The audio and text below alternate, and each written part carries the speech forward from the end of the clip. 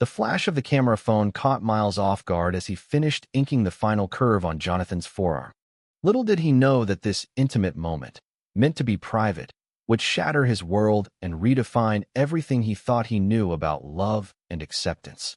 By morning, his tattoo parlor in downtown Seattle was trending for all the wrong reasons, or so it seemed at first. Miles wiped the excess ink from the fresh design, the elegant script reading, "Will you marry me?" woven into a delicate vine of intertwined hearts and compass roses, symbols he had spent weeks sketching in secret. Jonathan sat on the padded chair, shirt sleeve rolled high, eyes soft with the kind of trust that had carried them through 3 years of stolen weekends and whispered promises. "It's perfect," Jonathan said, voice barely above the low hum of the tattoo machine. Miles smiled, but his stomach twisted. He had planned to propose properly later, maybe at the rooftop bar they both loved. But the idea of marking their future permanently on Jonathan's skin had felt like the only way to make it real without words failing him. He wrapped the arm carefully, gave the usual aftercare instructions, and kissed Jonathan quickly on the cheek before unlocking the back door so his boyfriend could slip out unseen. That was their routine, necessary in a city that still whispered judgments even in progressive pockets. Miles locked up, dimmed the neon sign that read "Ink and Anchor," and headed home to his small apartment above the shop. The first notification hit at 6:17 a.m. A customer from yesterday, the one who had lingered too long browsing flash sheets, had posted a blurry side-angle shot on Instagram with the caption, "Tattoo artist proposing to his boyfriend in broad daylight?" Bull. The post already had 400 likes and climbing. By breakfast, local news accounts had reposted it. Then the comments turned ugly. "Boycott this place. Pushing an agenda on kids. My appointment is canceled. Won't support that lifestyle." Miles stared at his phone, coffee going cold. His booking calendar, usually full weeks ahead, showed 3 cancellations before he even finished scrolling. He called Jonathan immediately. "Babe, it's out." Someone took a picture. The line went quiet for 3 full seconds. "I'll be there in 20, Jonathan answered, voice steady but tight. When he arrived, the shop door was already locked from inside. Miles sat on the counter, head in hands. "I never meant for it to go public like this. I wanted something permanent that said everything I'm too scared to shout." Jonathan pulled him into a hug, the fresh tattoo still wrapped under his sleeve. "We'll handle it. Together." But Miles could feel the tremor in his partner's shoulders. By noon the boycott had a hashtag, "Cancel Ink and Anchor." Regular clients who had trusted Miles with memorial pieces, wedding bands, and cover-ups were posting screenshots of their cancellation emails. One longtime friend, a fellow artist named Alex who ran the coffee cart across the street, knocked on the glass. "Dude, half the neighborhood is losing their minds. You okay?" Miles unlocked the door just long enough to let him in. Alex's eyes flicked to Jonathan, then back. "You finally did it, huh? The proposal tattoo. Man, that's romantic as hell, but people are losing it." Miles paced the hardwood floor he had sanded himself. "My parents are going to see this. They still think I'm single, still waiting for me to bring home a nice girl from church back in Boise." Jonathan stayed quiet, staring at the fresh ink on his own arm. The weight of every secret they had kept settled heavier in the room. Miles had left Idaho at 22, chasing a life where he didn't have to lie at Thanksgiving. Jonathan, raised in a tight-knit Filipino-American family in California, had moved north for a tech job and the same freedom. They had built something beautiful in the shadows, but shadows were cracking open now. The afternoon brought more cancellations and one vicious review calling Miles a danger to traditional values. His bank balance for the month already looked sick. Yet somewhere in the noise, other voices appeared. A young queer couple tagged the shop in their story. "This is the kind of love we need more of." A local drag queen posted a selfie outside the door holding a coffee and a sign that read, "Open Hearts Only." Miles watched the numbers tick up, hope and dread twisting together. He had no idea the next 48 hours would force him to choose between the life he had carefully hidden and the future he had just inked into existence. The backlash hit harder than either of them expected. By the second day, 3 major suppliers emailed polite notices that they were pausing deliveries, pending review of recent publicity. Miles stood in the empty shop, the bell above the door silent for the first time in months. Jonathan arrived after work, still in his button-down from the software office downtown, and they sat together on the worn leather couch Miles kept for waiting clients. "My mom called," Jonathan said quietly. "She saw the picture on Facebook. She asked if it was real." Miles reached for his hand. "What did you tell her?" I hung up. I couldn't do it over the phone. That night they drove to the waterfront, the city lights reflecting on Elliott Bay. Jonathan rolled up his sleeve under the street lamp and traced the fresh lines. "I love it, Miles. I love what it means. But I'm scared we just lit a match in a room full of gasoline." Miles leaned his head on Jonathan's shoulder. "I spent years thinking if I stayed quiet enough, the world would leave us alone. Turns out silence only gave them more room to hate." They stayed there until the cold drove them back to the apartment, where Miles lay awake replaying every conversation with his parents about settling down someday. The next morning, Alex brought breakfast burritos and a stack of local papers. "You made the front page of the Alternative Weekly, man. Tattoo artists love ink sparks boycott. Half the comments are supportive now." Miles scanned the article. Someone had dug up his old high school yearbook photo from Boise and paired it with the leaked proposal shot. The contrast was jarring. Clean-cut kid in a Letterman jacket versus the inked artist he had become. His phone buzzed with a text from his mother. "Call us now." He stared at the screen until it went dark. Jonathan's family situation cracked open that same afternoon. His older sister texted a screenshot of their mother's group chat where aunts were debating whether to fly up for an intervention. Jonathan read the messages aloud, voice cracking. "They keep saying I owe them grandchildren, that this phase will pass." Miles pulled him close. "It's not a phase. It never was." For the first time in their relationship, Jonathan cried openly, the kind of deep, shaking sobs that come when years of careful performance finally break. Miles held him and made a silent promise. No more hiding, no matter the cost. That evening, Miles posted his first public statement on the shop's Instagram.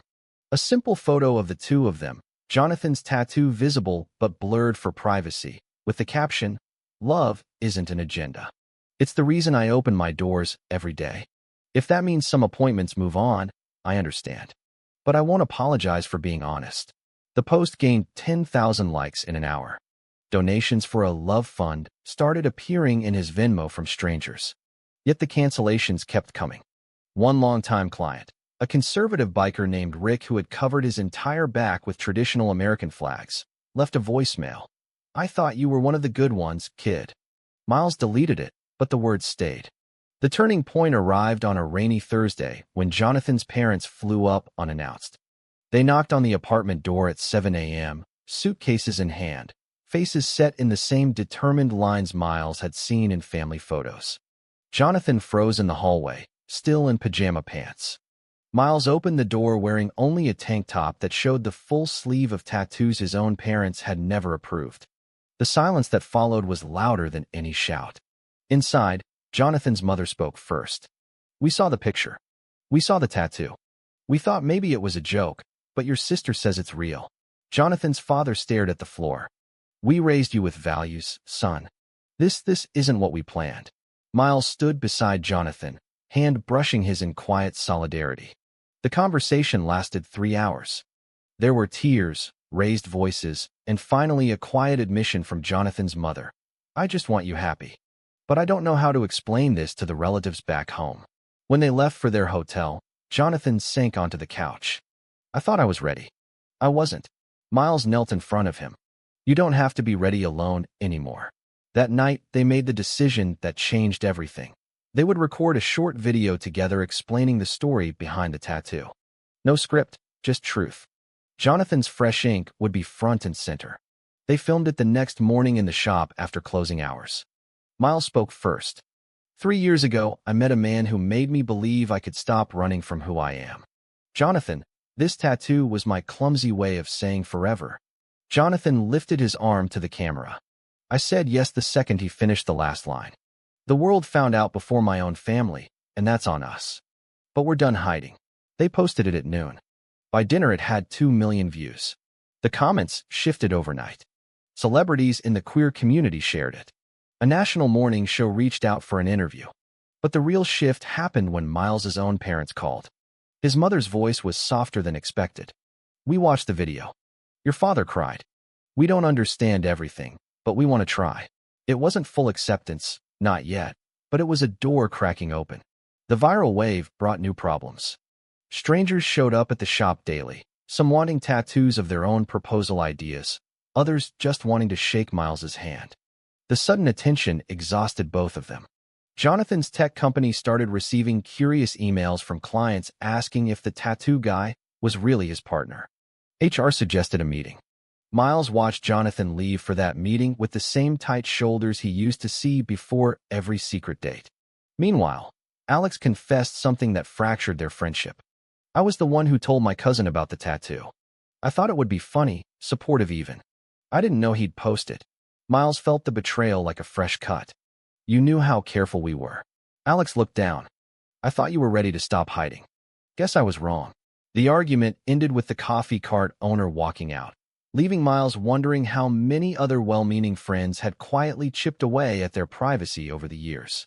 Jonathan returned from the HR meeting with an unexpected offer, a promotion that required relocating to the company's Austin office for 6 months. It's a huge raise, he said, but it means time apart. And I don't want to leave you while everything is still raw. Miles felt the old fear return, the one that whispered he would always be the reason life got complicated. That night they lay awake debating options until Jonathan finally said, I turned it down. We're building this life here, together. The sacrifice landed heavy, but it also felt like the first truly joint decision they had ever made in daylight. The climax came at the city's annual Pride Festival.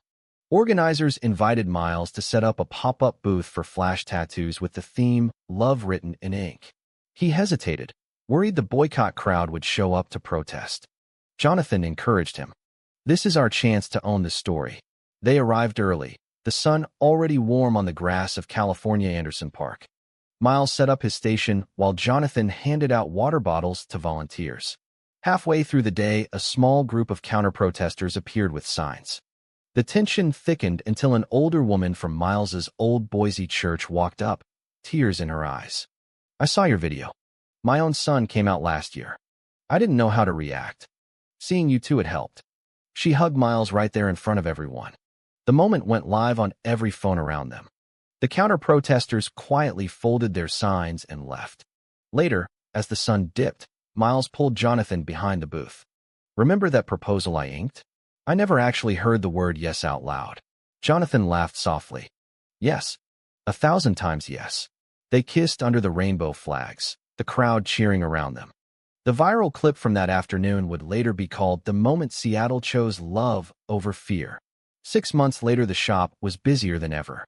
Miles had expanded into the empty storefront next door, adding a small gallery space for queer artists. Jonathan's family visited again, this time bringing homemade lumpia and cautious smiles. His mother traced the healed tattoo and whispered, "It's beautiful work." Miles's parents flew in for a long weekend, attending their first Pride parade and holding hands with their son in public for the first time. The road wasn't perfect. Awkward silences still happened, old expectations lingered, but every small step forward felt earned. Alex eventually reached out with an apology and a peace offering, a custom coffee blend named Ink and Anchor Bold. Their friendship mended slowly over late night, talks about loyalty and growth. Miles learned that true friends sometimes stumble, but can still walk beside you. On a quiet Sunday morning, Miles and Jonathan stood on their new balcony overlooking the city. Jonathan's arm rested on the railing, the proposal tattoo now part of a full sleeve that told their entire story.